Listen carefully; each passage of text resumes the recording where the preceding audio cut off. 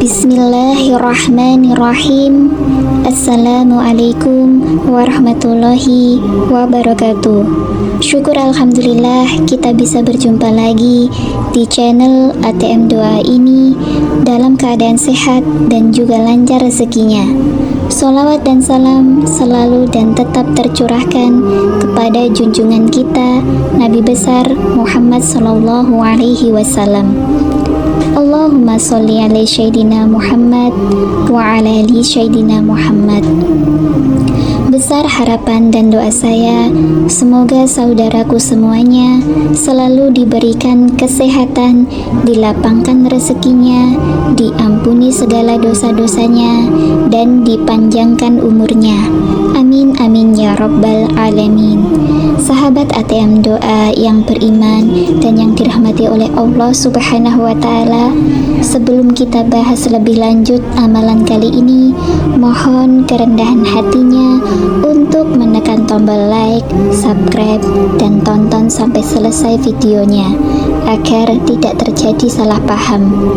Sahabat ATM Doa yang beriman dan yang dirahmati oleh Allah Subhanahu wa Ta'ala, semoga Allah meninggikan derajat keluarga Anda dan memudahkan segala urusan Anda dan membuka pintu-pintu rezeki yang melimpah serta berkah dari segala arah yang tak terduga-duga.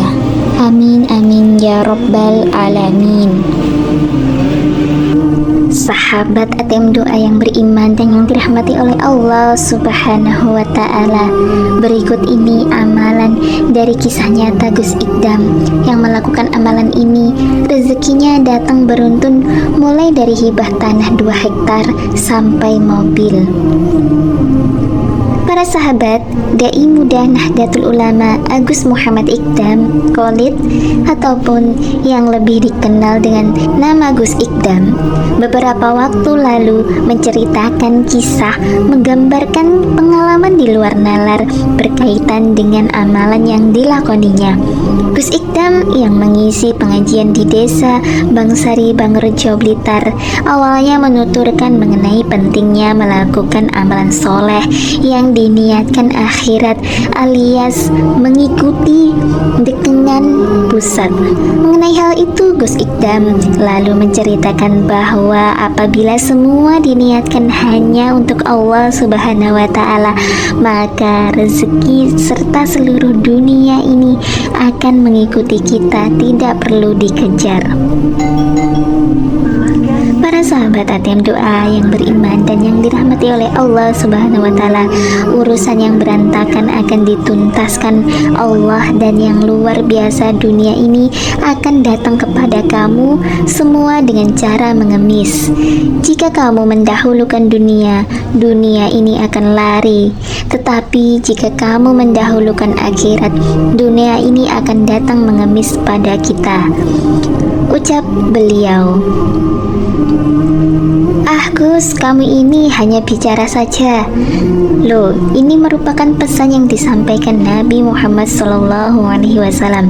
Dan sejak aku mengamalkan ini, aku tata hati, aku ngaji di mana-mana, itu aku nggak sempat ngitung duit amplop yang diberi sehabis mengisi pengajian.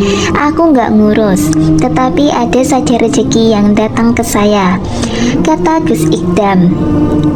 Dia setelah itu ia menceritakan pengalaman di luar nalar berkat mengamalkan amalan soleh yang diniatkan untuk akhirat. Saat itu ia mengaku pernah kebingungan mencari dana sebab pondoknya yang tidak seberapa itu kesusahan menampung banyaknya jamaah yang datang ke majelis Sabilu Taubah. Gus Ikdam juga pernah mengeluh, tetapi setelah itu meluruskan kembali niatnya kalau aktivitas mengaji yang dilakoninya merupakan semata buat Allah Subhanahu wa Ta'ala, bukan buat mencari uang. Tiba-tiba rezeki juga datang tanpa diprediksi. Beberapa waktu lalu, Majelis Sabilul Taubah ini kan gak memiliki apa-apa. Selama ini kan merepotkan banyak kerabat serta orang sebelah. Tanah-tanah yang untuk menampung jamaah itu kan bukan kepunyaan saya. Suatu saat itu aku pernah mengeluh, tetapi setelah itu aku tata hati ini kembali niatkan kalau mengaji ini kan hanya untuk Allah. Tiba-tiba ada yang menghibahkan tanahnya seluas 2 hektar untuk menampung jamaah Sabilul Taubah.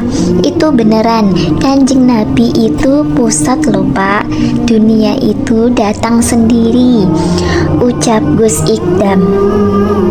Para sahabat, tidak sampai di sana, Gus Ikdam kembali menemukan limpahan rezeki tidak terduga saat datang seseorang jamaah yang membawa satu mobil baru lengkap dengan surat-suratnya yang dihibahkan untuk operasional grup Hadroh Gus Ikdam.